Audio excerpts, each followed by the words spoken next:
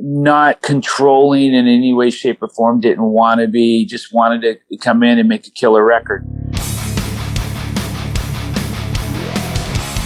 Hey, Michael, how's it going? Good, how are you? Good. So you're in the middle of interview hell right now, I take it, eh? I am. It's all good, though. I'm used to it and excited about it at the same time. But although it can be a little exhausting when you're touring and recording other projects and stuff. But yeah, I'm just thankful people want to talk to me. Cool. Where are you right now? Are you on the East Coast or are you still in LA? I'm on the East Coast. I'm in Plymouth, Massachusetts, and I've been here in Massachusetts since '95. It's so funny. I don't know what it is the last couple weeks. The last, I think, 4 or 5 interviews I've done have all been Connecticut or Massachusetts. Interesting. Yeah, I love the East Coast, man. I'm a West Coast boy. I grew up in California, but I came here in '95, and there's no looking back. This is home to me. Yeah, it's a completely different vibe, the two areas. I've been to LA and California and stuff many times, and it's cool, but I don't know, something about it just doesn't feel like home. It really is, the U.S. is so different because it really does feel different, the two coasts. It does, and it's odd because I grew up in LA, and I was born there. So to bad talk, it always feels a little weird to me, but it's not the LA I grew up in. It's just not. It's a completely different world out there. And every time I go there, I literally almost borderline start to hyperventilate, and I can't wait to get out. I've got some friends and family there, and I enjoy seeing them. But, man, there's nothing about that area that really appeals to me. I would certainly never live there again, not in this lifetime, Yeah. I would say I love visiting there. I have no desire to live in that area at all. Yeah, exactly. So you guys have the new record out, The Final Battle, and I've been playing it in my car the last couple of weeks. I think you guys have done an absolutely amazing job. I think you've really bridged the old school style of Soldiers Under Command to Hell with the Devil, but it's modern. I agree, and I agree with you. And we've been trying to do that, mix and merge the two since 2013, starting with No More Hell to Pay. It's important to me, especially as the writer, to, go back to our roots and give the fans what they want in terms of the classic sound, signature sound. But it's also very important to not sound dated and repetitive and to add little mixtures of modernism in there. And that's hard to do, without selling out. Some bands go a little too modern, classic bands, and they wind up losing their fan base and alienating themselves from their audience. But we try hard to merge the two. And I think on this album in particular, we've done it maybe the best way possible in the last 10 years or so. Yeah, well, I mean, it's funny. You take a song like Rise to the Call. I mean, that instantly is like, oh my God, this could have been written. I mean, it could be a B-side from Soldiers Under Command. Yep. But then you have other songs like Near that are clearly modern, but also still have that classic Stryper vibe to it. Yeah, totally. And then you've got, like Same Old Story, and it has a little bit more of some modern twist along the way. Again, that's what we're trying to do. What I'm trying to do as the writer, I'm trying to keep it fresh, but not sell ourselves out, musically speaking, because we are who we are, love it or hate it. Why would we want to be anything else? Of course. Now tell me this, you guys, this is what your guys, I think, 5th album now with Danny Bernini, mixing and engineering and all that? Oh, gosh, many more than that. As far as Stryper goes, we started working with Danny on Murder by Pride. Oh, it goes back that far. Okay. Murder by Pride, started working with him on that. We did the covering with him. We did everything from No More Hell to The Final Battle. And then I've worked with him on 3 solo albums, the 2 Sweet and Lynch albums. And it goes on and on. I mean, Danny's our Jim. He's that guy, that oil we found in the earth that nobody knows about and we're trying to keep private. Yeah. I gotta say, though, he does an amazing job. And the great thing is, too, I mean, you guys, the great thing is, like back in the 80s, every album had its own sound. You work with a different producer, whatever. Now, I mean, you guys have been with the same guy for like almost 15 years. And the nice thing is, even your solo stuff, there's a consistent sound that you can expect. Exactly, because Danny is one of the best engineers I've ever worked with. He's not only great technically, but he's great musically. He's a musician, a really great guitar player. He has great ears. He's very helpful, but not too pushy in trying to make you something you're not. And he's just a great engineer who gets involved to some degree in the production. I've been producing everything, and Danny and I work really well together. And then you got the studio owner, Paul McNamara, who plays all the keyboards and everything on the album, and he's a talent on his own, and he owns the place. And we just have a great system there, and we wouldn't even consider going anywhere else because we go and live there, we eat there, we record there, we sleep there for one price, and it's more than fair, and we get the best quality possible. We got other bands calling us saying, "Where are you going? How are you getting these tones? What are you doing?" We want to do the same thing. So it's really cool to hear that.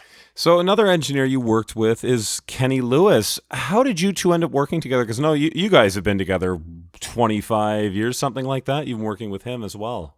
Yeah, Kenny's a local guy who has a studio in Middleton, Mass, a mixed emotion studio. And Kenny's another great engineer, great ears, a super talented guy, always has been. And I met Kenny back in 1998 and wound up going to his place and recording my first solo album in a long time called Truth. I took a little hiatus, little break, and then I went and tracked that there. And he was gracious enough to help me out. And if it wasn't for him, I wouldn't have been able to do it.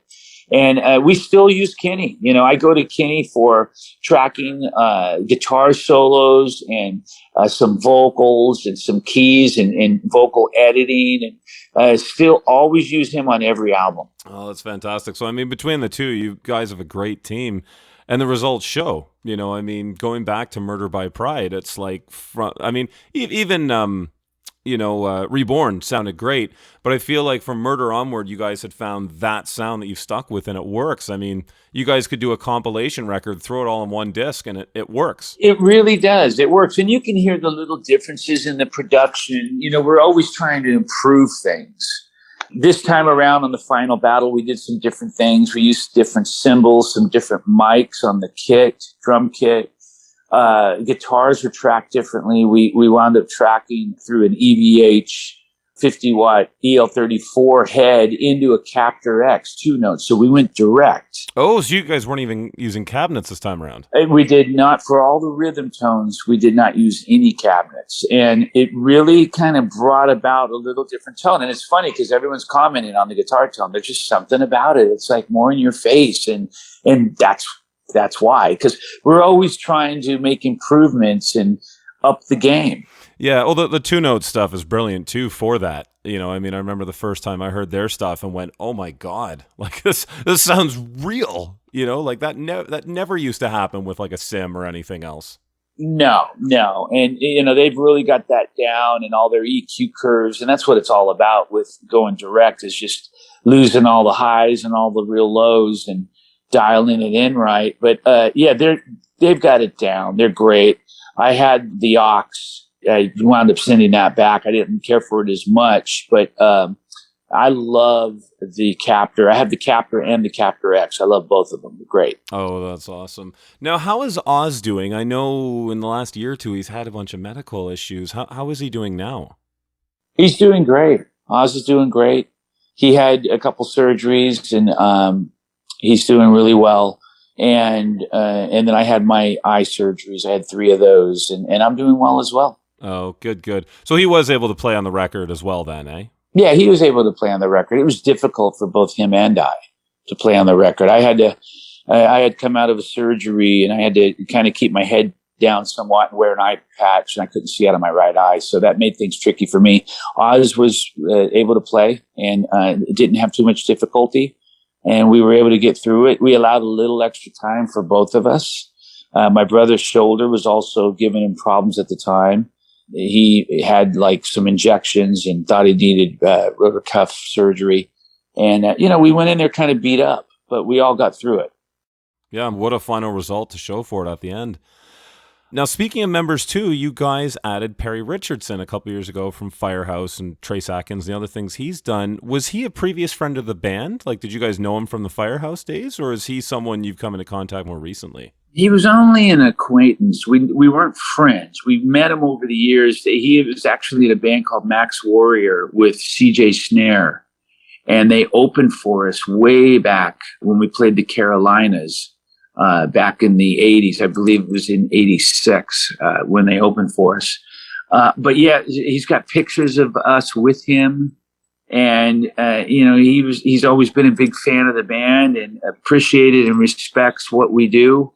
And he wound up basically we were thinking about other guys, talking about Sean McNabb and James Lomenzo and Rudy Sarzo when we were looking for a bass player. And Perry's name came up, and we hadn't thought of Perry, to be honest. And then once I did think of Perry, I thought, oh wow, yeah, he'd be worth talking to. I never thought of that, but sure, he's a great player and a great singer. So we flew him out and jammed with him, and the rest is history, as they say. Yeah. Now, last year you guys did a record with Tracy Guns and Sunbomb. What was it like working with Tracy? Do you guys have a history together, both being from LA? The only history we have together, it started with our guitar tech, John Stinsland, who was our stage manager / tech. And he was ours and also Tracy's and LA Guns. And we went out, Lisa and I went out and met Tracy for the first time at an LA Guns show. We hit it off. He came out to a Stryper show. He jammed Van Halen with us, and the relationship started to blossom. And then he started working on what was to be a solo album, and he named it Sunbomb. And then he asked me, I think he asked a few other guys to sing on it. And then he eventually wound up asking me, and I wound up, after the schedule permitted me to do so, I wound up being a part of it and singing on that album. So yeah, really interesting how that came to be. Not a lot of people know about it. I'm not sure how well it did, but it was really fun working on that album, man. I had a blast. Very different, a little darker for me. Yeah, no, it was fantastic. I really enjoyed that one. And then, of course, speaking of projects, I mean, you did a major one earlier this year, and the reviews were incredible. And I listened to 1,000 times when it came out. It was iconic. Working with Nathan James, what an incredible new young talent in all the stuff he's done. Joel Hoekstra, who you guys are doing a record together or something, or was this that record? Yeah, this wound up being that record. Initially, Joel and I always talked about doing a record together, like our own record, and that never wound up happening. I had Joel play on some songs of mine on my solo albums, Radio, for example, and he just killed it. And I love Joel, one of my favorite people and favorite players. And once the Iconic album came to be, Joel was the guy. And here we are playing with Tommy Aldrich and Marco Mendoza and, of course, Nathan James. And it's really amazing how that's worked out. How is it this time being the guitar player instead of the lead singer?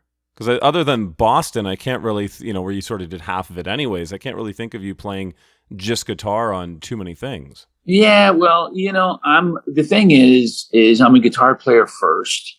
I'm not a Joel Hoekstra on guitar. I've never tried to be that kind of a player in terms of a super rounded technical player who can play any style.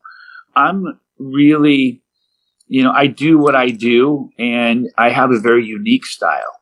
I think most people would agree. I don't know, maybe I'm wrong. Most people would agree when they hear me play, they pretty much know it's me. Oh, for sure. Yeah, I'm definitely one of them. I have a certain sound and style. Again, love it or hate it. And I've kind of ran with that and used that to my advantage. And it worked for what I need it to work for. And I'm a guitar player first before I am a singer. Been playing since I was 5, been singing since I was 12. And it's nice when I get asked to do projects just to play guitar. I take it as a compliment, and I love it. I think my role in Iconic more so, though, was to kind of help with the songs and the arrangements and the songwriting. So did you end up playing rhythms on that, or did you do some lead work too? I played rhythms on all the songs. I did some lead work on a couple songs, and I did some vocal work on a couple songs as well. But I did co-write all the songs. And again, I think I have a certain style of writing as well. And I think you can hear that in songs that I write or co-write. And, it's nice to have that, to develop something like that. And I'm just blessed that I can still do what I do.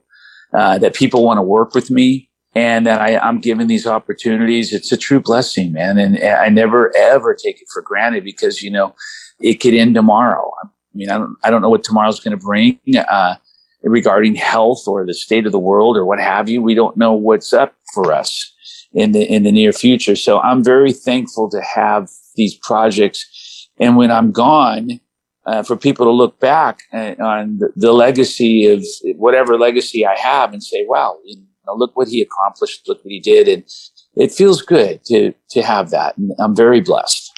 Now, I'd like to step back into the past for just a moment. We mentioned Soldiers Under Command, and you guys worked with Michael Wagner on that.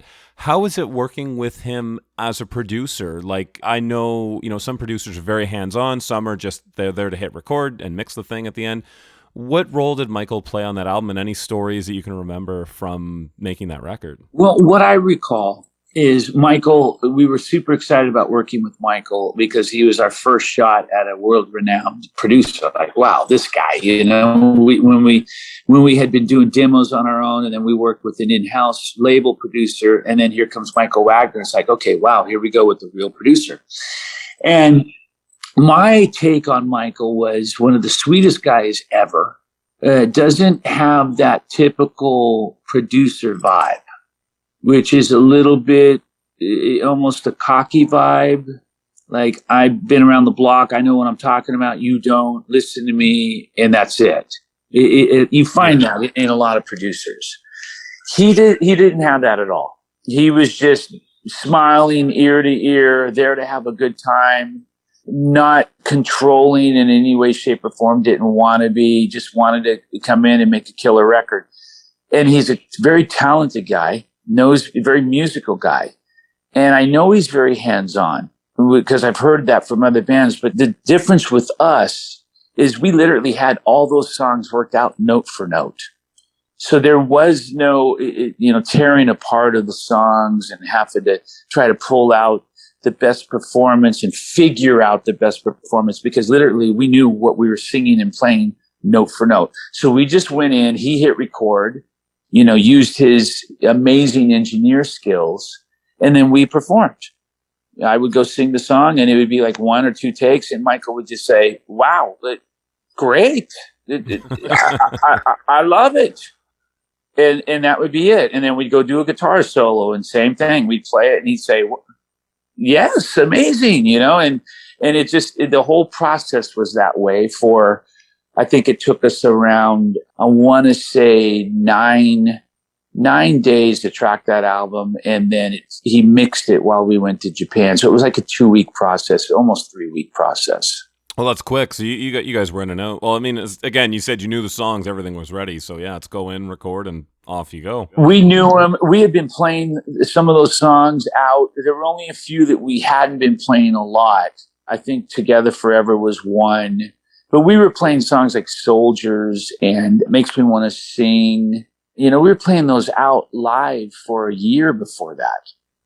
And we had them down, we knew exactly what we wanted to do and how to do it. And we went in and that was it. Yep. Those records are always a joy to make too. When you go in and you just know, and it just goes, very, very smooth like that. It's so nice. Now, those are few and far between these days. The way records are made now for us is, I go in my studio, start writing, and it's a song a day. And after 11 or 12 days, there's the album. I send it to the guys. They listen to them, and then they come out a week later and we start recording.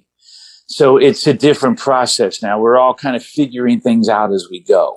Yeah. Well, I mean, you guys live all over the place too, right? So that's got to make it difficult. We do. We all live in different states. But, with technology and whatnot, it's easy to just pass things around. And once we fly out to that studio at Spirit House in Massachusetts, we're there for, 3 weeks, usually 2 to 3 weeks. And that's where we track most everything in that period of time. And then we go our separate ways. I do the lead vocals at home.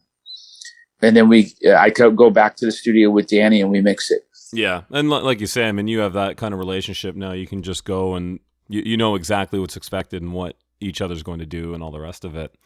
Yeah, we've got a system down, and that old saying, "Don't fix what ain't broken." This isn't broken, and it works for us. And not only does it work, but We enjoy making albums. We're excited about going to Spirit House. We live there for 2 or 3 weeks and break bread together and hang out at the pool and smoke cigars together and record together. It's just awesome. It's an incredible hang. And I think that translates into the music and goes right into the album. For sure. Yeah. Now, when I met you a couple years ago at NAMM, you had mentioned you guys were doing a documentary. Is that still going to happen? It's still happening. We were able to raise almost $250,000 on Kickstarter. Wow. Last year. And I think our goal was 100 and we raised like 220 or 225. And it's still happening. We've just been trying to assemble the right team. And the plan is next year, all of next year is devoted to the documentary to get it done. Oh, that's awesome. Looking forward to that. So you guys have the new Battle out, just came out. What else can we expect from yourself? Is there a new Sunbomb, Iconic, maybe even a Sweet Lynch, anything like that? Yes, I've got, we got the Stryper album that just came out. We're going to tour on that next year. I've got the Sweet Lynch album, Sweet Lynch 3, that'll be coming out next year.